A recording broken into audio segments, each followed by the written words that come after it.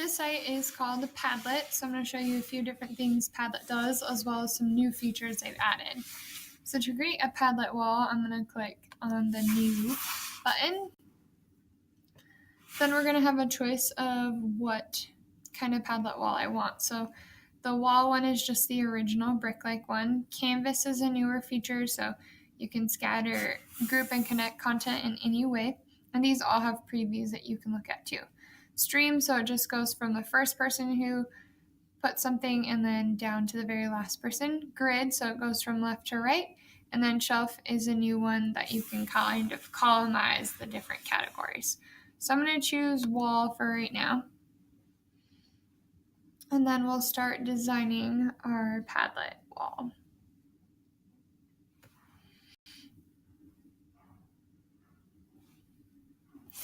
So first thing you would do is change the title. So I'm just going to change it to Example Padlet.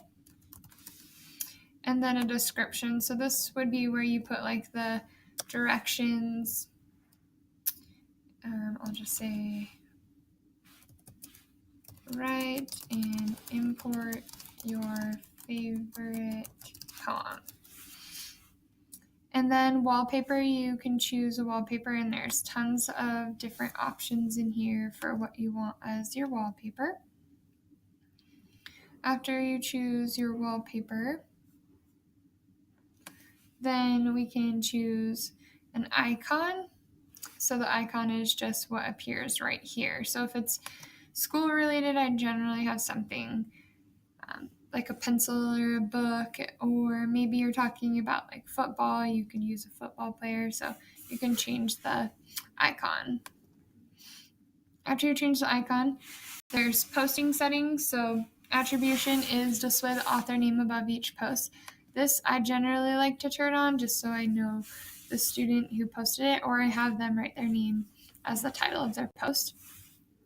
New post position automatically starts with the first one will appear first, and then it'll go to last. Collaboration, so comments allow viewers to comment on posts. This is a new feature that you can have students comment, as well as reactions is a new feature. So you can actually grade the Padlets. You can put 1 to 5 stars. You can have students vote for them, like if they like it or they dislike it, and then just hearts. You can tag it, and then you can change the address, which I recommend always doing. So I'm just going to put this as EP for example Padlet. So something that's easy for them to remember. Then click the next button. So this is the privacy settings. So you can change it to private, password protect, secret, or public. Those who access the site, you can change that as well to read, write, moderate, or administrator. You can add a contributor, which is a newer feature, so you can have another teacher on the same Padlet site. Advanced, so remake, allow anyone to use a copy of this Padlet as a template for their own work. You can turn that off or on. And then moderation required admin or moderator approval before posts are published. So if you want to, you can make that so then you have to check the post before they come onto the Padlet. So if you have students who like to post inappropriate things, then that would be a good choice to choose. And then that's it. You would start posting. So to post, you can just click either the plus sign, or you can double click anywhere on the screen.